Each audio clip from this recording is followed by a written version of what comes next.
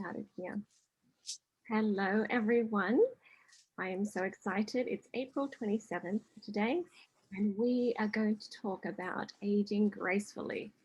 Um, so I'm excited to share with you this information, and this is going to be recorded and put on my website actually.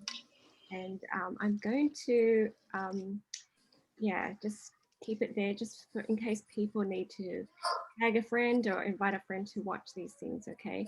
But basically, we want to help people understand how to energy balance and using faith so that they can age gracefully, all right? So that's the whole idea. Before we get started, anyone have any questions or comments? All righty. And you're welcome to ask questions as we go along. There's a beautiful picture. This is May Musk. She's 69 in this picture, and she's Elon Musk's mom. Okay, and her other two kids are amazing as well.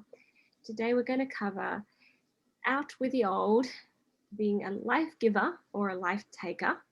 Okay, about the truth about the worldly anti-aging culture, having a clear life's purpose, and creating traditions of happiness. We're talking about meeting your 6 fundamental human needs, beauty inside and out, leaving a legacy, okay, and being your best self. So we'll cover all those things tonight. Well, welcome, Vanessa. Hello. Hello, welcome, Jamie. Alrighty, so guys, let's throw out the old, okay? Throw out the old. I got a beautiful text this morning from a friend in Australia, my friend Liz. She told me her brother, his knee problem, he was bone on bone on his knees, and docs said he had to have a knee replacement, blah, blah, blah. She's like, wait, let's see if we can do something about it. They used oils. 6 weeks later, he came back and the doc said, oh, your knees are fine. Don't need a surgery. Okay, sometimes people think old equals medications, right? Old equals, oh, knee replacements. Old equals hip replacement. Old equals arthritic hands and stuff. Okay, old equals memory problems. Old equals blood pressure problems, heart issues, weight issues, hormonal problems, bone density loss, etc. And there's so much more. And it doesn't have to be that way, okay? No, it really doesn't. But if we give into this, we create it, okay? We expect it. I remember my grandmother, my great grandmother actually, they were talking about her, she was 80 something, and then she fell over in the rice fields, and the family was like, oh no, go help grandma. She's old. She looks like she's old, right? But it wasn't like, oh no, she might need a hip replacement, knee replacement. It wasn't a thing. It wasn't a thing. So people didn't automatically go there. So guys, really, we want to get rid of this mindset, okay? So let's talk about something better, the more positive. So we have a choice, you guys. We have a choice to be a life giver or a life taker. We can be a life giver all our lives. Or, if we hit a certain age and we might start to take away life. So I've been reading some books, and there's a book here called Aging with Grace. It's like a Christian book. And some of these ladies talk about, they go to church and they have these grumpy old ladies, that whine and complain about everything. And they're like, oh, I don't want to be like them. And there's some that are the same age and they're happy and they're just full of life still. Okay, we want to choose consciously and intentionally to be like those people. So I have a picture of May Musk here, Elon Musk's mom. Okay, and she's 72 years old in this picture. She's had 5 decades of modeling. She's a CoverGirl ambassador when she was 69.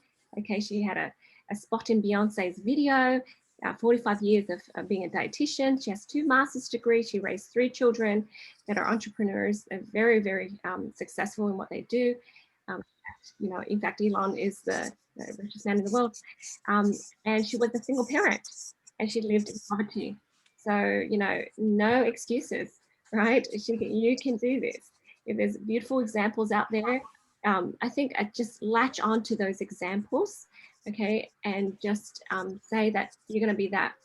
My great grandmother, she said all her life, she said that she will not burden her children. And my mom said she was loved by everyone. She was a life giver. So even the kids that are not her kids, even grandkids that are not her grandkids, they came to her, they called her grandma, and they loved her, and she took care of everybody. So when she was 89, she soiled her clothes, and she went inside, got changed, washed her clothes, and laid down for a nap. And that's when she passed away. Okay, she told the family that she would never burden the family. If she's going to die, she will die in her sleep. And that's exactly what she did. And, you know, they tell this story over and over because it gives them all hope that they can have a full life all the way to the very end without suffering, okay, and burdening people. So let's plan on that, okay? Let's plan on being a life giver. Okay, and let's talk about the difference. So life giver is free of limitations. As soon as you say, I can't, pause for a minute, and maybe that's not true. You might be able to, you can do certain things. So the life giver will say, you know, I can. And a life taker will have a lot of self-imposed limitations. Oh, because I'm old. Oh, because. Okay. So a life giver is an outward thinker. They're considerate of others. They think of others. They serve others. They have a life purpose. Okay. The inward thinker is a life taker, and they're very self-focused. The life giver is a person that gives back to the community, to their children, to people, and the life taker takes from them. Okay. Life giver leaves a legacy, and life taker is short-sighted. Me, my, you know, can't. All right. So I have 3 oils that I want to share with you. Cedarwood is the oil of community. Okay. If you use this often, you can allow yourself to think of community. You're still part of a big whole. You're not old and thrown out and pushed to the side. You're still part of an important community that still value you. All right. The marjoram is the oil of connection. You can still stay connected to everyone, right, in any stage of your life. Okay, you don't have to feel like you're on the sidelines, okay, and not useful. And Siberian fir is about family connections, having that wisdom that you can pass on to people. Okay, that helps with the life giving. So I'm going to pause here. Does anyone want to make a comment or share anything? I feel like that, like whenever you don't want to be a burden, it's because like I feel like that's a powerlessness. And so like as soon as you feel like you don't have power anymore, like it's almost like, you know, what are you going to do? You know what I mean? But if you allow yourself to own your like and see your divine potential your whole life, then that is a satisfying, powerful life. As opposed to feeling weak and feeble and powerless. And to me, powerless is scary. And so maybe that's, you know, that's something that, you know, we always want to try and stay away from. Yeah. I love that. Thank you so much. All right. So let's talk about the truth about the worldly anti-aging culture. Right, you've got lots of lotions and potions and creams and ointments for anti-aging. It's like fighting against aging, as if aging is super bad and something to be ashamed of or something. So the reason is they value beauty so much. So let's ask ourselves, what is beauty? Anyone want to answer that? What do you think beauty is?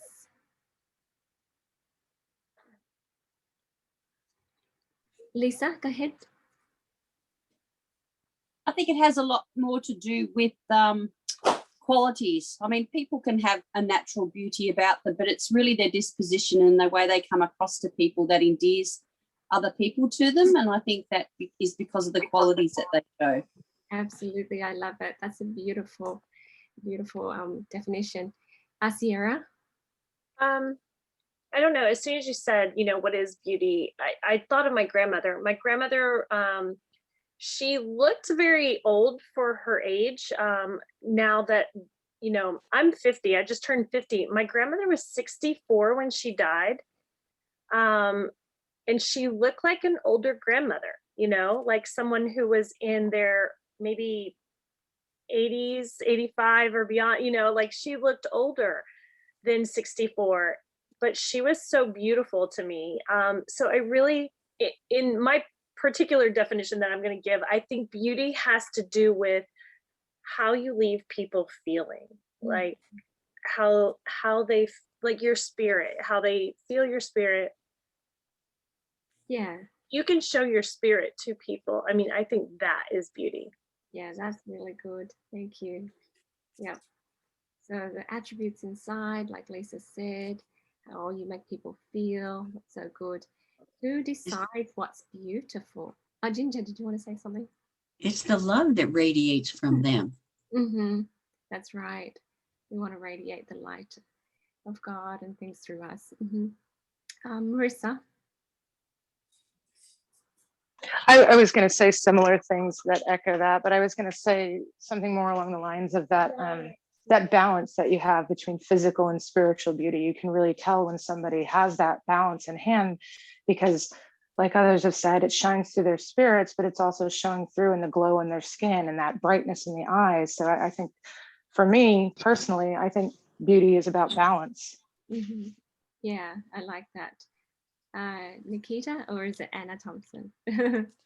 It's Nikki. Uh-huh. I was going to say, I think, you know, Disney really emulated this in a weird way, but true way. Like those people who are beautiful, they're naturally caring and, you know, considerate and, you know, loving and things like that. And they're obviously portrayed as really beautiful characters. Mm-hmm. And the people who are, you know, who are not grateful and who are envious and who want what other people have and who want this and that and want, they end up being not so beautiful as their characters. So I think that it kind of is a weird way that they've portrayed it, but it's also like, you know, the more prettier you are, the more kinder you are sometimes. Yeah. I think one more thing to add, sorry. Mm-hmm. I think the movie Nanny McPhee, I don't know if anyone's seen that. Yes. But you know how she like is portrayed really ugly at the start and then she becomes beautiful because she's like kinder and nicer and she's like, oh, but they're like, oh, what? Yeah. That's probably how the kids see her, you know. So that's a really good example. And go ahead, Jamie. Yeah. To me, when I see someone who is oozing with confidence, regardless of how they look, they're just rocking whatever they're rocking. I just feel like they're so hot. Yeah. Like you know, because I grew up very self-conscious about how I look and my body and stuff. And then I see like, you know, I see these like bigger girls who are wearing crop tops and they just look so amazing, and I'm thinking I can't even do that, you know. And I see them and I think, wow, she's beautiful. Like I just feel like people who just rock who they are and know who they are just shine with like beauty and confidence. Like I think it's amazing. Yeah. Oh, that's so good. Teresa? Yes. I know that I have met people, women especially, and when I first see them, they look very beautiful. Yeah. But when I get to know them, they become very ugly because of their spirit and the fact that they don't have love, and it just it's not congruent with their outward appearance. And pretty soon what they do, how they feel about people, how they act, that takes over, and that's ugly. Yeah. So it's about what's inside of us, right? So Right. who really decides what is beautiful? Sometimes the world decides, and that is never going to satisfy. So if we try to, copy those looks and things, we'll never get to that point where we're going to feel beautiful and happy. So it's never designed to be successful. So, there's always another inch that you can take off your weight or your hips or whatever. And so it's best to focus on the inside, and then eventually, of course, that balance on the outside. You have to stay clean and be groomed, of course. It'll show. So why does, the anti-age or youngness matter? Okay, I just feel like that's something that is limiting. Okay, so people say this will help you look younger. Why? Right? Why?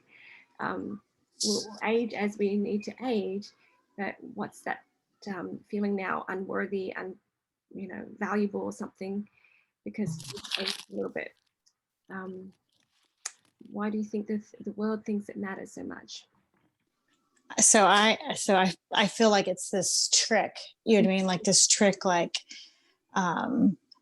that, like honestly, Satan plays on us, like, because I have a daughter that is 15 and is perfection, you know what I mean? And even her, looking at herself or looking at somebody else who and can be dissatisfied with herself, and she is like beautiful.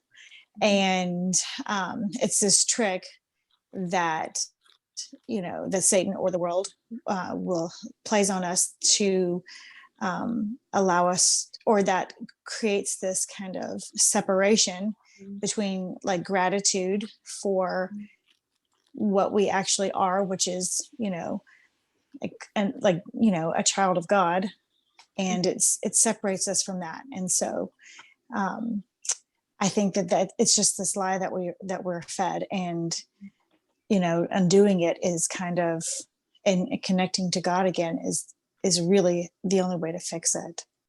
Yeah, because some people say, well, I can't take that job because I'm not hot enough or I'm pretty enough, young enough. So that doesn't really matter, but that's just limitations. Was it Jamie? Did you have something to say?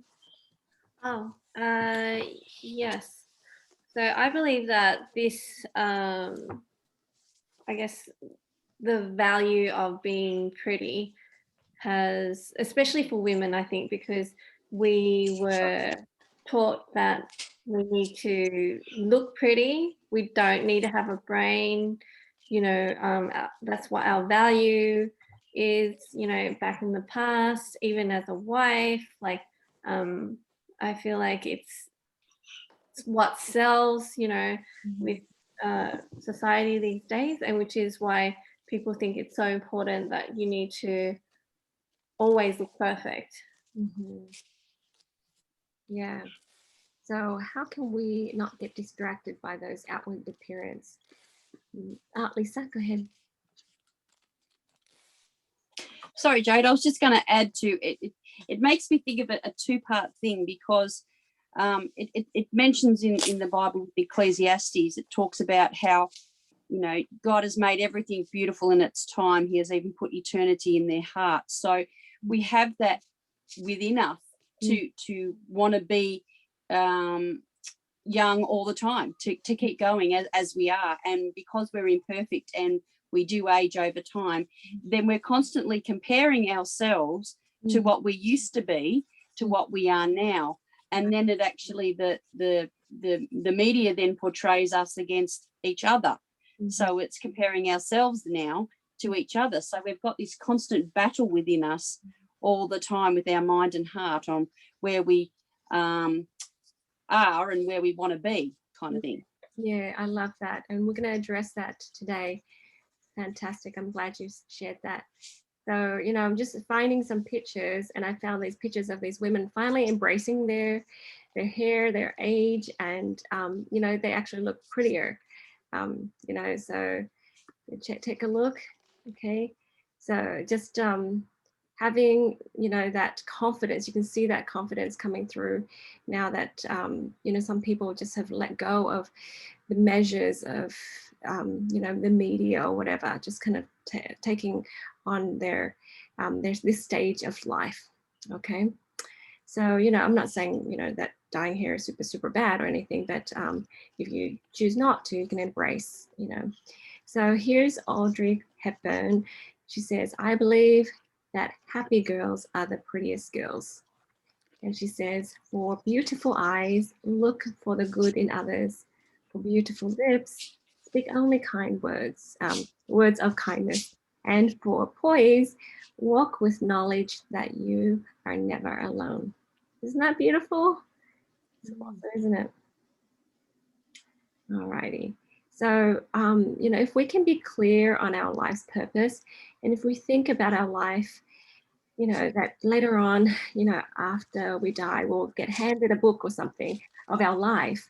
We want, you know, to be able to plan that life out. So when we read our story, you know, it's filled with adventures and lessons, and have a more valuable, I think, story to read. Okay, so this is my idea. You know, if I could live and focus on the being of service to God, which is, you know, serving humanity, and radiating his light. Okay. Learn to create happiness in any situation. So we have a power to choose, and we can choose to respond or react. So let's respond. Okay. We can learn to love like God does. So when it's difficult and when people are annoying, and you can still love through all of that, that's a lesson, and that's an adventure that I feel is valuable, to add to my life's book, right?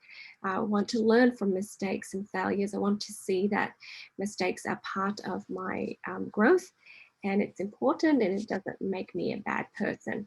Okay. And that I choose progression over comfort. Comfort will come, but I choose to progress. Okay. That I learn to choose proactively to create my life. So if we set a goal to do something and we do it and we nail it, that's what I want to be reading about. So I have a good friend, Ashley, and I have so many people tell me, because of what I do, they say, well, Jade, why don't we have this health center or this place where we bring people together and we do la, la, la, la, you know. I'm like, fantastic, yay, let's do it. And when Ashley told me, I'm like, you know what? So many people told me that, but there's something about her that I'm like, she's going to do it. I know it. She's going to create it. And, you know, here she is. She owns Cinnamon Inn, right? And I want to be like that, you know, say it, do it. So that's the proactiveness in me that I want to keep up. Contribute to the world, right? And be an example of happiness and joy. We say, I want my kids to be happy. I want, you know, people to be happy, but you need to be the example to help people out. Okay. And then, you know, somehow help change lives. So you can see that these are the values. And so it's not like, so everybody can love me, so I can be the hottest of the hottest, you know. It's not that. Anyways, sorry, go back to that slide. Anyone else want to add to that? Or want to say anything there?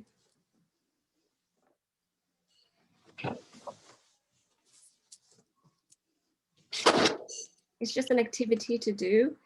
Think about your life book. What do you want it to read like? Okay, so that's an activity that you can do in your time. All right. Okay, so let's talk about being an example of happy. I see that lady, she's got this lovely gray hair, and I think, you know, embrace it, love it. So what does happy look like? Sometimes it's difficult because we've lived in fear and we've lived in worry and stress. So, you know, we haven't given ourselves time to think about this, okay? So let's do this. Let's think about it now. So I suggest we use ylang ylang to have fun and to play. Okay, what does play look like for you? Okay, So have a list of things that you think is fun for you to do and do more of that. Okay, so that's what I'm saying. You need to be that example. Have hope and think potential with green mandarin. Okay, my husband was reading some research for me today, and he says, you know, the parents who have purpose and who are anxiously engaged in good works, they have kids who are more likely to be successful. Okay, than parents who are like there 24/7 with their kids, sacrifice their own happiness just so they can be with their kids all the time. You know, those kids are going to learn to sacrifice their own happiness too. So cardamom, okay, keep your happiness unattached to others. That means you're objective. You don't need to have everyone else to do certain things for you to be happy. Okay, so you can apply it to your tummy, drink it, and use that to help you feel unattached. Okay. Forgive yourself and others. Sometimes you look back and you think of yourself, your younger self, and you're like, oh, I messed up there. Oh, I messed up there. Okay, so if you can go back to each of those ages and just love on that person, all those ages, that person did her best or his best, right? And now you know better. Okay, when you forgive yourself, it's easy for you to be tolerant and forgiving of others too, right? Use jasmine. Jasmine helps you have pleasure. Okay, there, you know, I used to think work hard and play later, right? And, you know, having pleasure is like kind of not valuable for me, but now I know better. Okay. So red mandarin, have childlike wonder, right? Just be excited about things all over again. Anyone want to add to this or comment on this?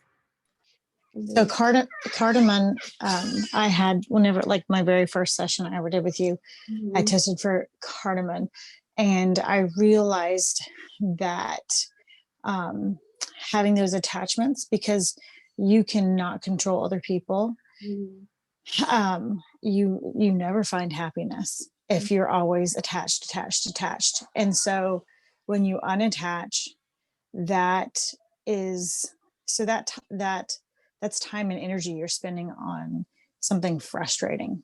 And so whenever you cut that attachment, I would literally visualize scissors that were cutting, like, I'm done with this, cut it. And like cutting the strings, and that frees time for yourself to find your passion, to find time to develop some skill, to have moments of, you know, like, how am I going to find the time? The time is unattached from things that weren't yours to manage in the first place. And there's freedom there. And with freedom, like happiness. Yeah, sometimes we say, when this happens, then I'll be happy. When that happens, I'll be able to play and rest and stuff. But that never comes, right? So we just have to kind of work it into our life and our schedule so that we have happiness and play every day, that we can see the potential in us. You know, no matter how old we are, we can still see that, hey, I can do this. I can, whatever age, I will do that. I've read stories of women who are, you know, in their 60s and 70s going to college and graduating. And so there's just things that we can do. It's never too late. Does anyone else want to comment or add anything to this about being an example of happy?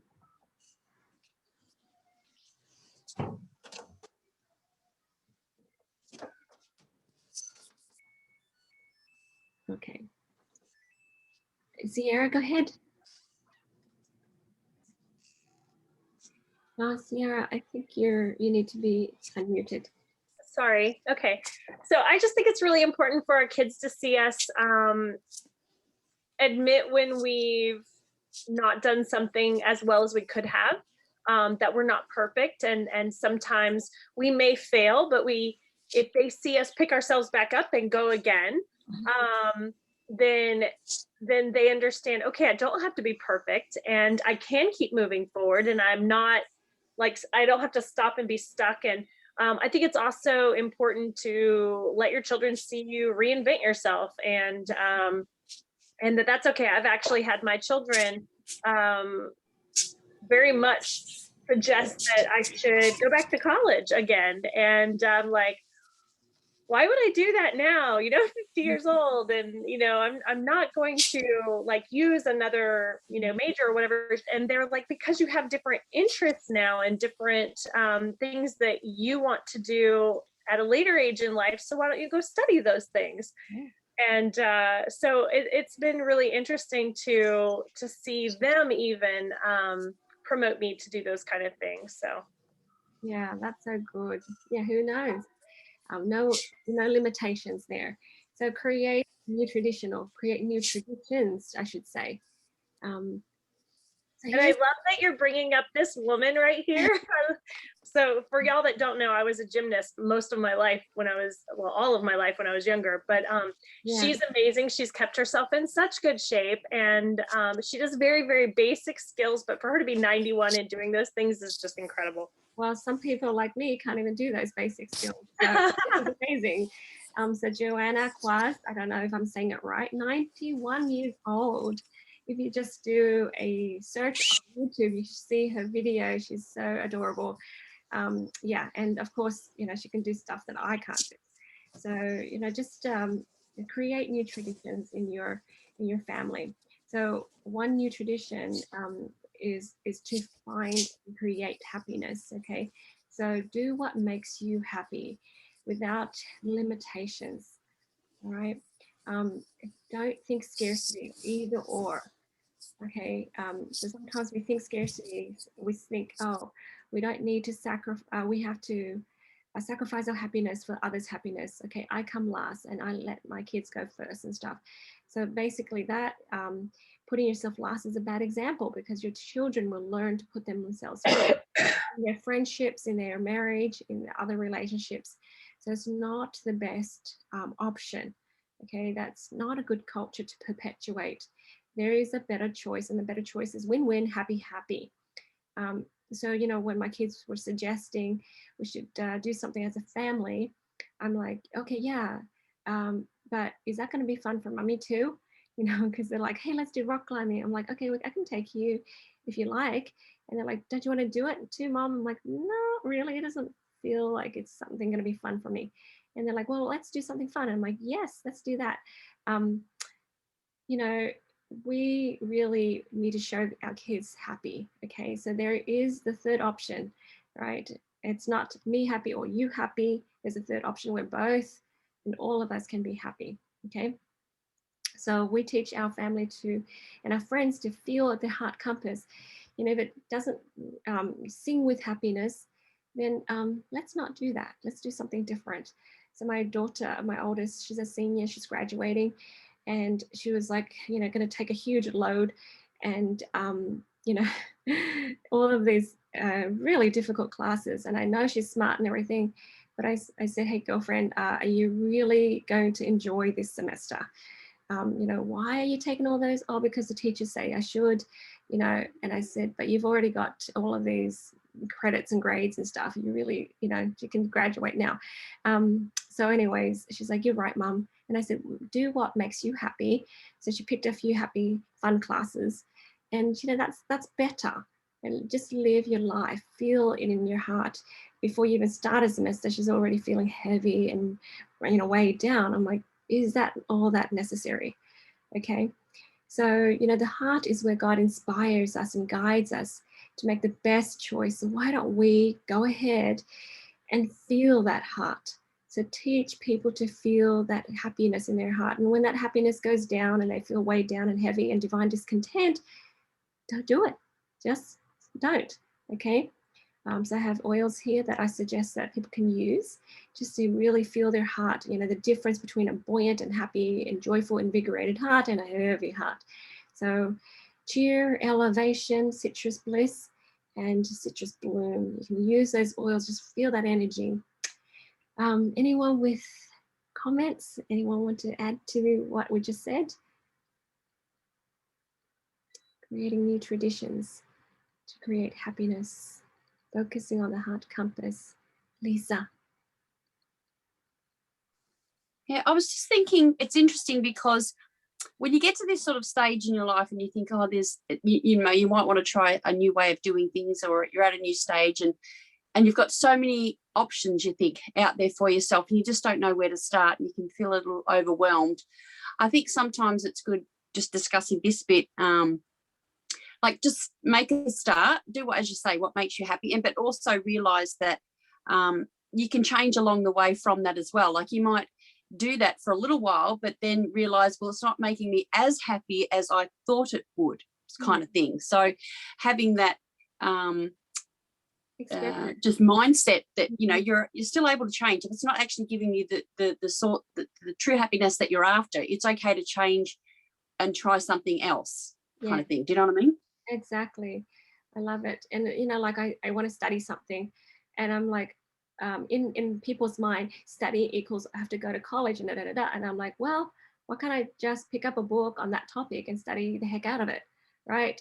Without having to enroll and all those things, because when my heart goes, enroll, then I'm like, but I really am interested in this.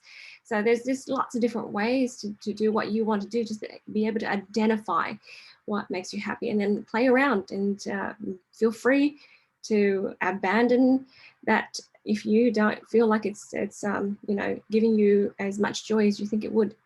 Yeah, that's awesome. All right, so let's talk about beauty on the inside and out. So we, in doTERRA, we have lots of amazing products that help us be healthy and stay healthy in our minds, in our hearts, and physically as well. So I want to share this with you. There's an oil called Beautiful. All right, so this oil really helps you feel happy and unattached and accepting of yourself, and it really helps you feel beautiful. Anyone here love it? Yeah. Mary, my favorite. Yes. Just makes you happy, just feels confident that you just be yourself. It's okay, right? Yeah. So lots of people here say yes. And Immortelle in Australia, it's Salubel, for the spiritual farsightedness. Like look beyond the surface level, you know, of measuring your worth. Okay, so having wisdom, having knowledge, having that deeper understanding. So of course, the lifelong vitality pack feeds your cells. Okay, if your cells have everything it needs, it's going to age properly. And you know, some people experience a reversal. So their hair gets darker, their skin looks better. My kids told me, they looked at a picture of me prior to doTERRA, and they're like, you look younger now. And I thought, really? Okay. That was like 11 years ago. So lifelong vitality pack, use it and feed your cells, protect your cells. Okay, if your cells have everything it needs, it will function optimally. I think a lot of people don't realize that your body is the healer. It's the doctor. It's not the medicine. It's, you know, it's your body. So whatever you feed your body will use as building blocks, okay, to function, to create blood, tissues, and you know, everything else that you need. So it's not unheard of to have somebody who had bone on bone in their spine or in their knees that was able to repair it and fully grow cartilage and things like that again. Okay, so we just got that story today with our friend Liz, her brother's knee problem, bone on bone, 6 weeks later, all good. Okay, make sure you take enzymes, and the Terrazyme is phenomenal. Okay, helps with tissue repair, helps break down your food to help you maximize the absorption. Probiotics is important too. Okay, so it helps with the gut health. All right, and we have amazing products. So I use all of these products and more. But you know, basically, if you can start with some of these products, you'll be able to expand and then use the other things. Has anyone used the Reveal system? I don't know if you guys know how amazing it is. I love it. I've purchased it, but I haven't started it yet. It is amazing. You can see the difference. Polish your face. Yeah, it's like polishing your face. And then, number one, polish, keep it on. Number two, massage it in, and then it kind of eats away at the dead skin. When you wash it off, you can see the difference right away. You can even take a before and after picture right there. So if you haven't tried it, you guys, that's beautiful. Okay. It's like I'd have lots of like dots and stuff on my nose and the T-zone area, and after I scrub it off, it's smooth. Yeah. Amazing. Mm-hmm. So I was trying to buy it last month, and it was out of stock. But as soon as it gets back to in stock, I try to get it all the time. So guys, it's an inexpensive way to keep your skin healthy without putting toxins in and on your face, and helping your body from the inside as well. So doTERRA helps us there. Alrighty. Okay, you guys know Betty White, right? She's beautiful. So as part of aging, we have lots of pains, griefs basically, and change. So it reminds me to share with everyone to grieve your griefs. Right, just allow yourself to feel, right, and be brave and allow yourself to experience the stresses and the pains, and then experience it, but then let it pass through you, so that you have a greater appreciation for joy when it comes. Okay, so live each chapter of your life. So, I have a friend who, she has a lot of kids, and then when her kids married and moved out, she grieved so much, and she just couldn't get over it. Right, and so we talked about this grief, and I have another friend here that locally is saying with her, she doesn't know what to do with herself because her identity was just mom, full on mom. And now that her kids are grown and she's not able to be useful anymore, it's just so difficult. So, plan now to live each chapter of your life fully, okay? Always look up, as in look to God, look for the positive, okay? And be ready for new purposes, because some stage of your life you have certain purpose, and then others new different purpose. But just look for purpose. Does anyone want to comment or add anything more to this? I'd like to just share. I understand that feeling of grief when you are an empty nester. I've got two back home now, but I had a very short time that our children were leaving, and it was really hard because we were so involved, especially myself, very involved in their different activities, always there to support them and back them up and take them if they needed to, whatever it took. And so that very busy part of my life and my children that I just totally loved being a part of our family were gone. And sorry, my daughter's coming home, so my dogs are barking. Anyway, but there's also real beauty in that next stage of your life, and being able to focus on just your husband for a change, and then what you want to do, because you have more freedom and things like that. But I definitely understand. I did go through a mourning period too, where like I remember when we dropped my second daughter off at college, I literally almost cried the whole way back from Daytona. So it was hard, but it was also great and wonderful and exciting to watch her like move off into this new part of her life. So yeah, thank you so much for sharing. Was there another person who wanted to share? Yeah, Jade. Hi guys. Hi everyone. It's Rosie.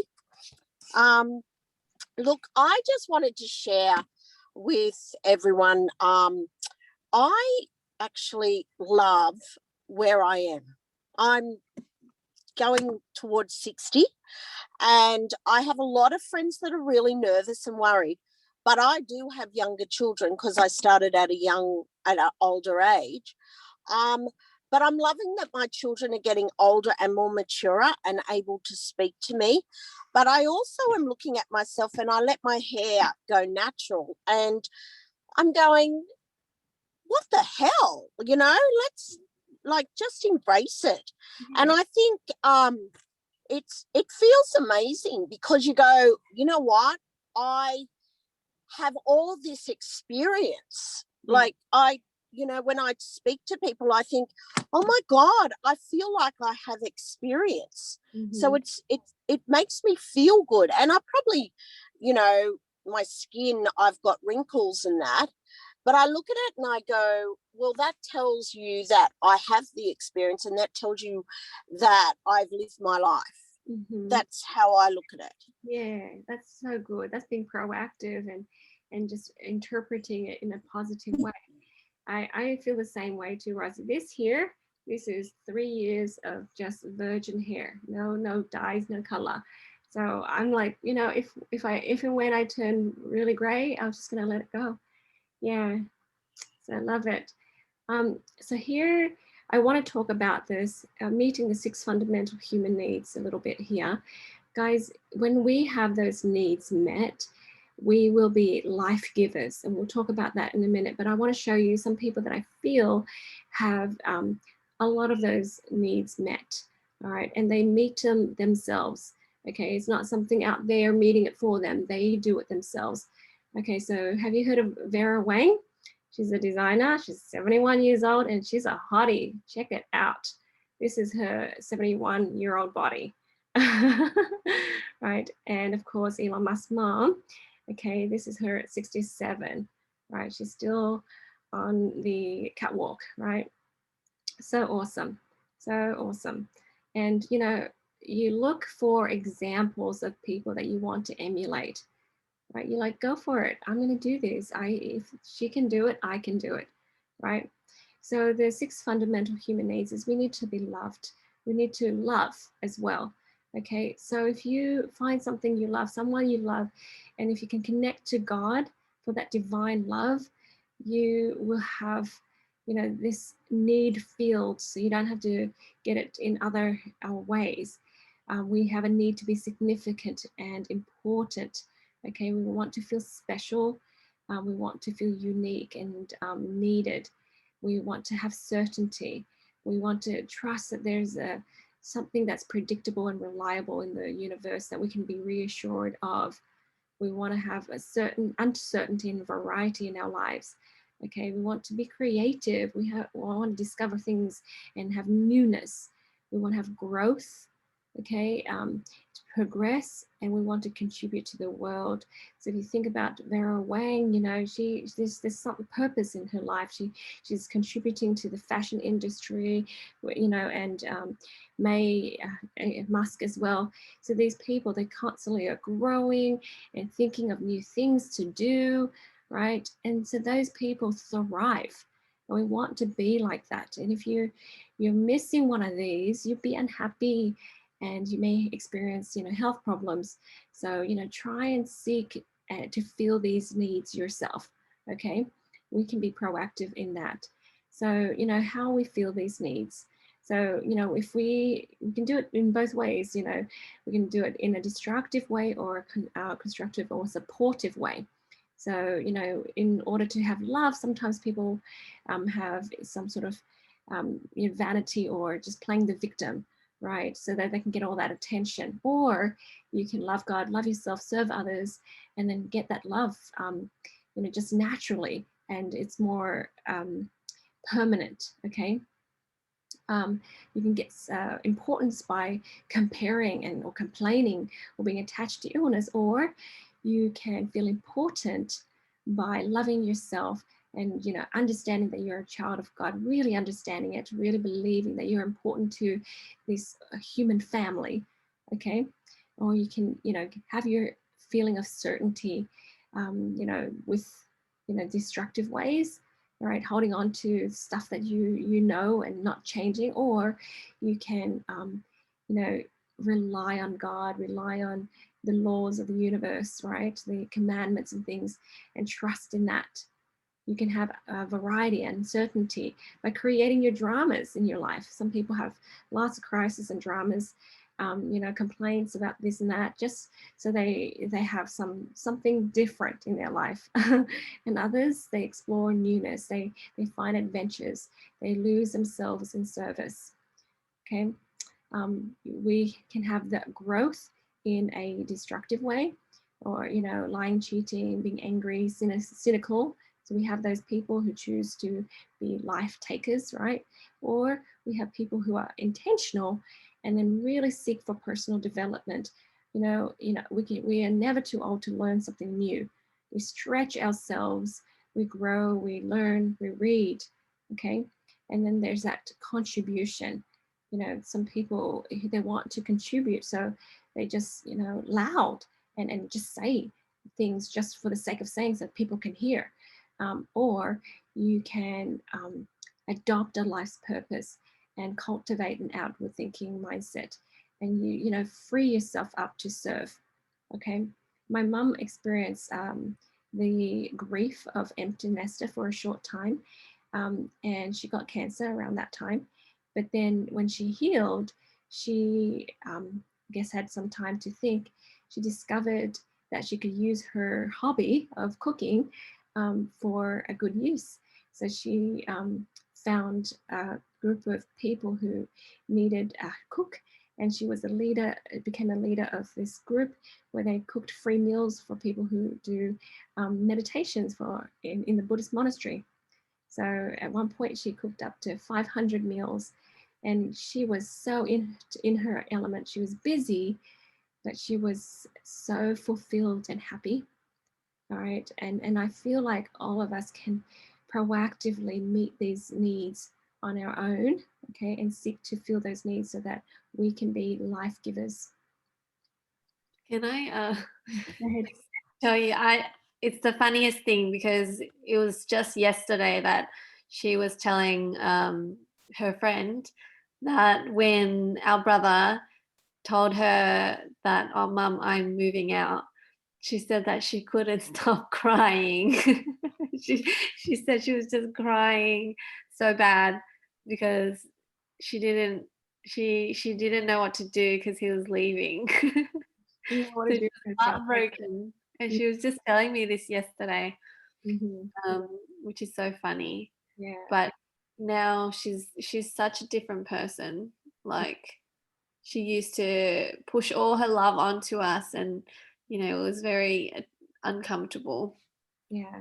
Now it's like she'll ask us, hey, you know, I got this, you know, this extra meat or seafood, would you like it?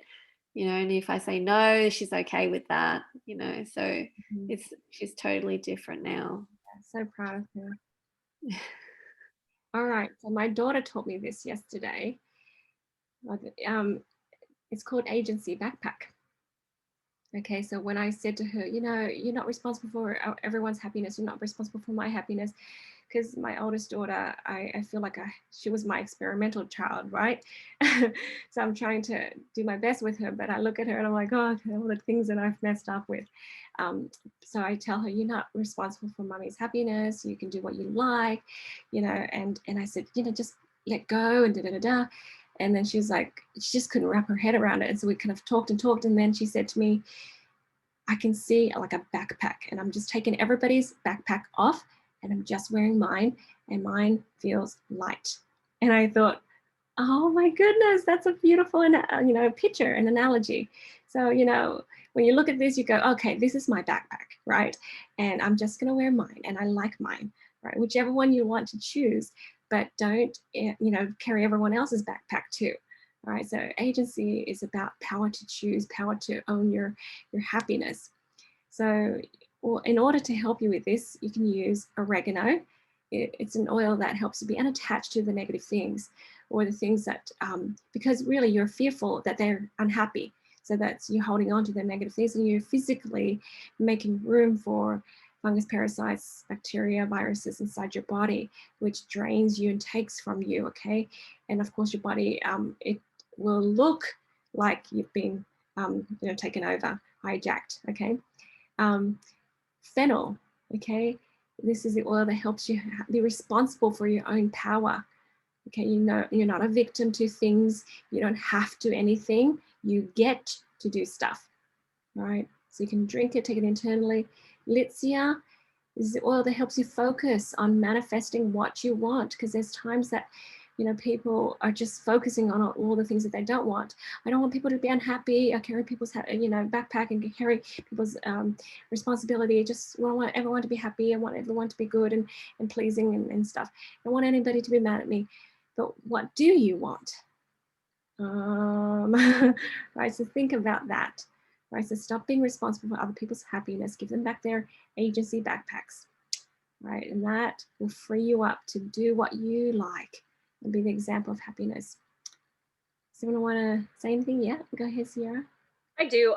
So I don't know if any of you have noticed this or not, or if it's just me, but I feel like in learning how my body gives little signals and whatnot, it's not just that I'm noticing them more and paying attention to them more.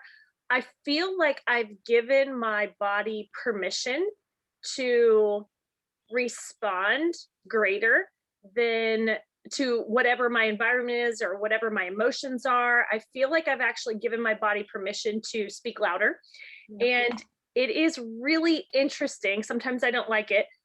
It, like, for instance, if I get frustrated or irritated or upset as someone and I start to raise my voice, because that's one of the things that I don't like about myself, that I've been trying to change about myself for decades, is that I don't react.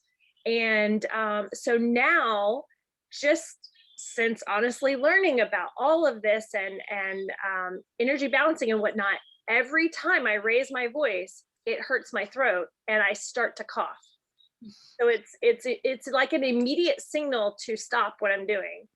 So it's just, I don't know if that's happened to anybody else, where you feel like you've given your body permission to help speak to you greater and that you're really noticing or paying attention, but it definitely happens to me. So this just brought up that when you said be unattached to negative things, when I do let those things attach to me and make me irritated or emotional or whatnot, I immediately feel it. So where I didn't used to like that. Yeah, and like you feel heavy, and when you're carrying people's responsibility, your heart feels heavy, or you just feel more anxious, and you're just more sensitive. It's not that it's bad, it's just you're more aware, and that's a good thing. Yeah. Yeah, Jamie says she coughs too. Yeah, so be nice. Think about, and Rosie, interesting. Think about leaving a legacy. So for me, I'm just sharing examples with you, but you think about you and think about your story and things that you can do that you can leave beyond you. So your influence lives beyond you. So even if you leave this world, what can you leave behind that will continue to bless people's lives? Okay, so I like to use the spikenard oil. It smells lovely to me. And I just like to see all the positive and the good things, even though when you look back, you're like, oh, you know, a little bit embarrassed or ashamed of your old self. Learn to love that child and younger self and not be ashamed anymore, okay? So you think about, you know, making traditions of faith and prayer and of healing. So my daughter came home just a couple of days ago, and she drove her sisters home, and she's texting me. She's like, "We're still in the car, Mom," and I'm like, "Okay, sure." And so later on, I asked them, "What were you doing in the car?" And it's like they stayed there in the car for an hour, and she said, "Oh, Emily was doing energy balancing on Genevieve." And I'm like, "Ooh, okay, wow." So it's a tradition of prayer, faith, and healing, right? And I said, "Well, so what was the issue?" And Genevieve was like, "Oh, I got mad at myself and punished myself for being mad at myself and punishing myself." And she said, "And then I realized I'm, you know, acting like a victim. And so I got mad at myself for being a victim." So I'm like, okay, so funny. You guys are cute. But, you know, it's just like, identify, let's fix this now. You know, let's do prayer. Let's do healing. So, you know, I love that they help each other that way. So there's a culture of love and gratitude and respect. You know, just cultivate that, to speak kindly and lovingly, and work on focusing on those things. Journal and write your stories. I didn't know how powerful my story was. I thought it was just my story, kind of, you know, boring. And my kids, they feel like they have roots, and you know, they see the legacy that I leave for them, and they feel proud of that. So that was good that I ended up doing that. You know, learn to speak honestly and clearly. So that's one of the ways we can damage our marriage and our family relationship, when we feel something we don't tell. We feel like, oh, you know, this makes me feel this way, but I'm not going to say anything. That's one way to kind of ruin a good relationship. Okay, so just honestly speak. Say, this is my understanding. This is my viewpoint. This is how I feel. I still love you, but you know, I just want to share with you what I feel. And that is a good legacy to leave behind. Lots of personal development and growth, when, you know, we push through and shoot for the stars and have, you know, things that we strive for. It helps our children have permission to strive and want those things too, want to be better. Create good, healthy habits, exercise, eating food well, using essential oils. It's all a part of it. Okay, so be aware of that. The culture of healthy outlook on finances. So not a scarcity mentality, basically. So what are some of the gems that you can share? So in your mind, have a think about, what are some of the gems that I can share and leave my kids and my friends, you know, and others in the world. Okay. So I actually, I don't know, 4 or 5 months ago, I started just really journaling, kind of like the good, the bad, the ugly. And sometimes when I'm writing in here, I'm like, oh, like I hate for my kids to, you know, no, I thought this, or no, I whatever. And then I realized, like, that kind of vulnerability, that does make for an interesting story. And if it was always like, I woke up on another perfect day and nothing bad happened at all, you know what I mean? Like, snore, you know what I mean? And so, but if it's like, wow, like mom was really, she had lots of feelings, you know what I mean? Like, I feel like that, you know, allowing them to see the good, the bad, the ugly. You know what I mean? Like, I feel like that kind of culture of vulnerability makes people feel less ashamed, because, you know, grandma did it, great grandma did it, you know what I mean? Like, and hopefully it gets to, you know, those journals make it to great grandma, or to my great grandkids, because then they will be able to see, sorry, they'll be able to see like everything. Yeah, thank you so much, Ashley. Yeah, I tell my kids watch me push through things, like, oh, Heavenly Father asked me to do this course, and like some, you know, nearly every day I'm crying because I'm like, oh, this is so hard, but I have to do this, you know. But then I see how they push through things, and you know, it makes me so proud. So here's our last slide. Be your best self, guys.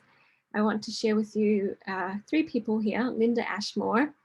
She is the lady who holds the world record of a person who can swim the English Channel, right? In 2018, she was 71 and she swam and she held the world record for that.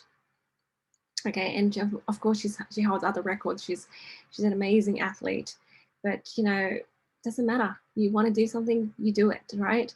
Of course, Louise Hay, you guys know her, I'm sure. 51, she wrote her first book. 59, she established the Hay House Foundation nonprofit. At 60, she takes up dancing, right? 78, she publishes I Can Do It. At 79, she broadcasts her first radio for the Soul Show. 82, she releases her first ever film. At 90, she releases Heal Your Mind and other things. And then she passed away in her sleep. So she had a beautiful, adventurous, productive life. And Ida Keeling, look how adorable she is. 102 years old. She holds the world record in the women's 50-meter dash, and first woman over 100 years old to complete that event. Okay, she says, exercise is the best medicine out there. When she was 67, she was grieving the loss of her sons and her daughter, who was a track and field cross-country coach. She, you know, took her mum and helped her do a 5K. And ever since then, she got, you know, right into it. So at age 102, she's still running.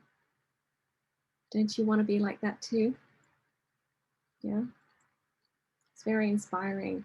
So look for people who are like this, emulate them, and just throw out the old culture.